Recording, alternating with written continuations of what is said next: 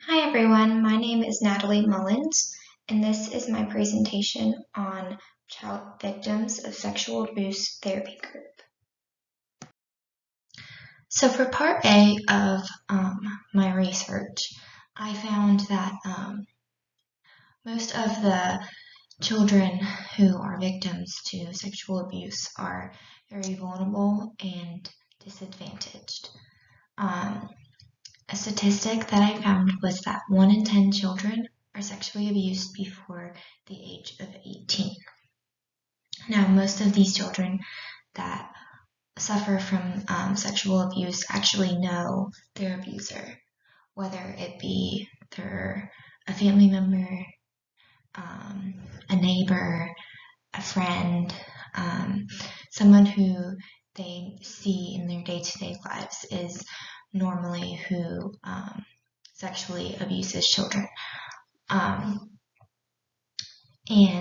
these children are then affected socially, economically, and mentally.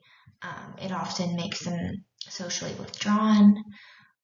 It can cause for many medical and mental health bills to pile up because of all of the trauma that they have to endure after being sexually abused.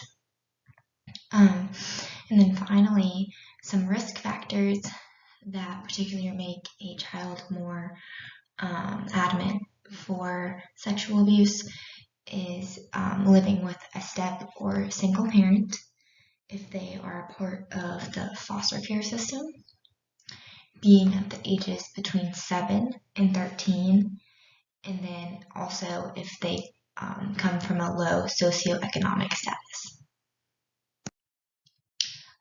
Part B, for my research, I found that if this group was created, it would be able to serve as a safe space for these children in a way for them to feel validated and heard, because sometimes they are shunned and told that they aren't telling the truth.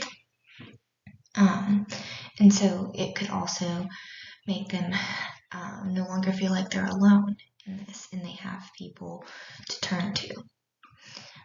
It also would be able to teach them coping skills and different red flags to look for that abusers may do to them. It would address the mental health issues that come with being abused. There would also be psychoeducational therapy. And then for this group in particular, cognitive behavioral therapy would be used. And for this group, I believe it should be an hour and a half for 12 weeks, and that the group should be close-ended. And so starting from the initial meeting, the same people would come week to week to allow for everything to be confidential and so that everyone could kind of be on the same page and not new stories and new people coming in all the time. My rationale for having this group would be that research has shown that group therapy can be very effective, and that group therapy allows, especially for children that are child abuse victims, it allows them to be able to safely explore themselves around other children, and it gives them support from not only adults but other children who are going through the same thing. And then it also gives them different perspectives and opens up kind of different stories and different ways that people are coping with what has happened to them, but it all relates back to being sexually abused, so they could learn things that they wouldn't necessarily learn in individual or family therapy because they have different perspectives on everything. And then that just leads to also having varied discussions that you wouldn't necessarily have in family or individual therapy.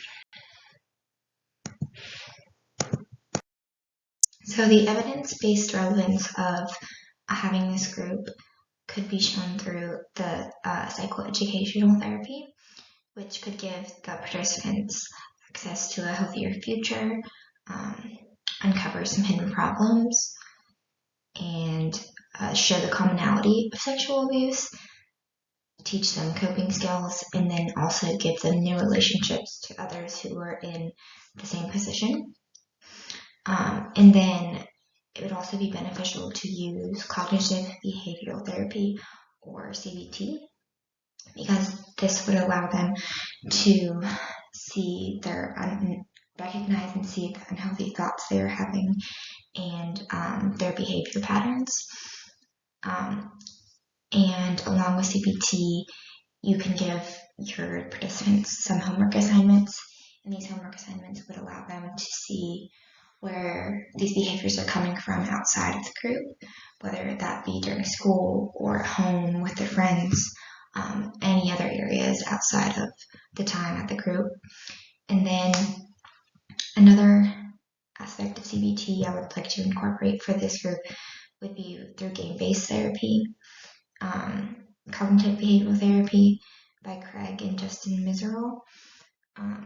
And this would allow them to have games that revolve around personal space, their emotions, associating feelings with experiences, learning more coping skills, just education around child abuse and how to process it.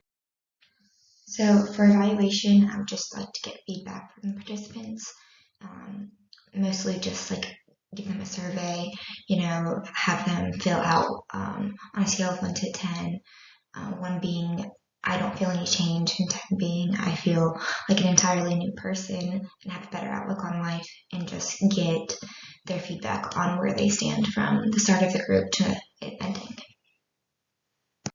And then finally, for community collaboration, child abuse is more prevalent in society than many people may think. So being able to develop these groups will help the victims realize this, but I think it would also help others in society see the need, and then people would become more educated on red flags to look for in the abusers, so they can try to get them out of situations. So it also will create some child abuse awareness, so it can be shared across the community. And in doing all of this, it would mostly just be in hopes to lower the number of child abuse victims as a whole in society. So that's my presentation on that therapy group. Thank you for watching.